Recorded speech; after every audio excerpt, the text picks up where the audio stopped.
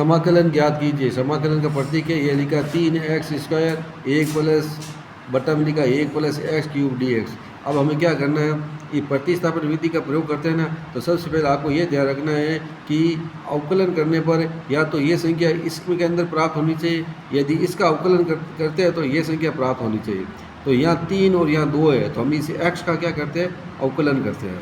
तो देखो हम यहाँ लिखे प्रतिस्थापन विधि द्वारा प्रयोग करके लिखेंगे, माना कि 1 प्लस x बराबर 1 प्लस x³ बराबर t मान लिया हमने। अब इसका अवकलन करते हैं, तो यहाँ लिखेंगे x के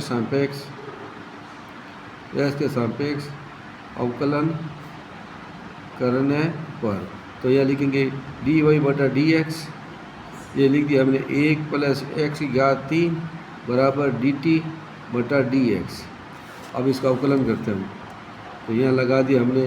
पहले इसका कर लो आप, dy/dx, यहाँ 1 प्लस dy/dx, यहाँ x³ बराबर dt/dx। अब देखो ध्यान से देखिए आप, ये फॉर्मूला हमारे पास, यदि dy/dx x ज्ञात n है, तो इसका क्या होगा, अवकलन हमारे पास यह n बाहर आ जाएगा और ये n में से एक हम क्या करते हैं, माइनस कर देते हैं।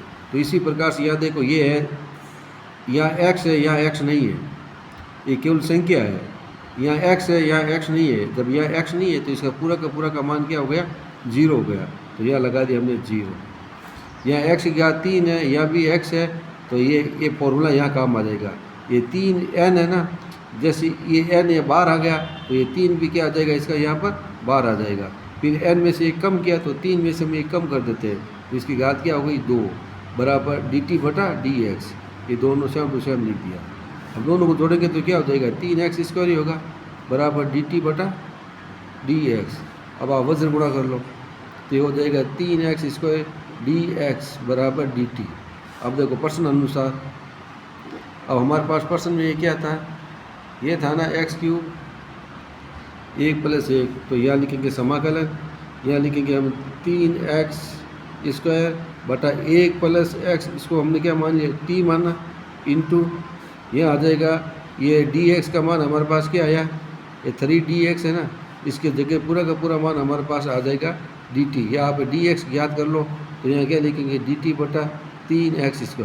तो यहाँ dx की जगह ये लिखेंगे dt/3x²। ये आपस में कट गया, पीछे हमारे पास क्या बच गया, पीछे हमारे पास ये बच गया समाकलन, यह बचा 1/t, ये बचा dt। अब ये dt है तो फॉर्मूला समाकलन का फॉर्मूला हो गया हमारे पास 1/x dx। इसका मान क्या होगा, log t प्लस, ये x है तो x मान लो, x प्लस c। तो यहाँ लिखेंगे log, यहाँ x है तो x की जगह हम क्या लिखेंगे, t लिख देंगे यहाँ पर। तो यहाँ लिखा t, ये मोड का चिन्ह हो, मोड का चिन्ह, t प्लस c।